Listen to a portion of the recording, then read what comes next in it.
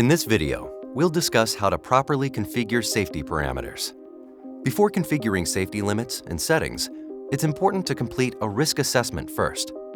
For example, identify the obstacles the robot will need to avoid and ensure it is not possible for operators to approach the robot while it's operating at potentially dangerous speeds.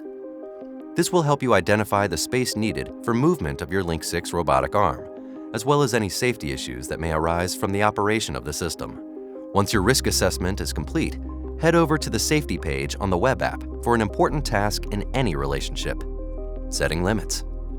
Make sure these are set to appropriate values for the task and environment in which the robot will operate.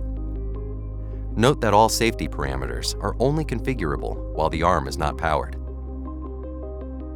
You can adjust the Cartesian speed limits via the TCP and elbow limits page. To modify the limits, first make sure your robot is turned off.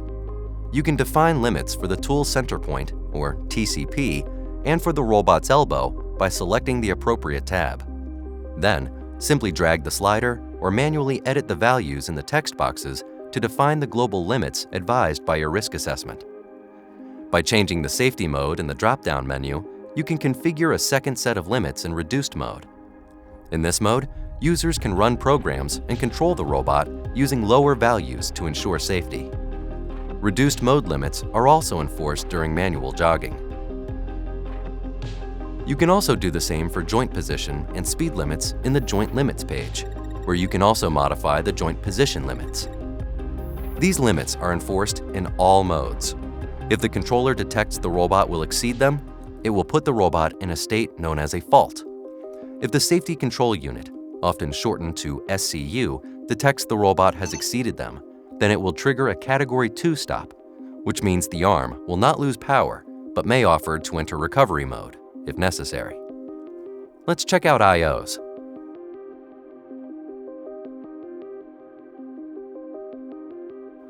The Link 6 controller has 8 certified redundant safety inputs and outputs. On the Safety I/O page, an admin can select the behavior of the robot when a signal is sent to a given channel. Each channel can be dedicated to a different function. This includes input for transitioning to and from protective stop and reduced mode, and input for an external enabling device. The final set of configurations relates to protection zones. In your production setup, it may be important to prevent the robot from moving into certain spots. This can be done through the use of protection zones. These are defined volumes in the workspace of the robot that it is prohibited from entering. If any part of the robot is about to enter a protection zone, the SCU will trigger a Category 2 stop. By default, a protection zone called Tool Sphere is attached to the end effector of the robot to define the volume to protect around the tool. You can select it to define its dimensions and its origin relative to the robot's flange. Additional static protection zones can be added to the workspace by pressing the plus sign and then configuring them to match the desired volume.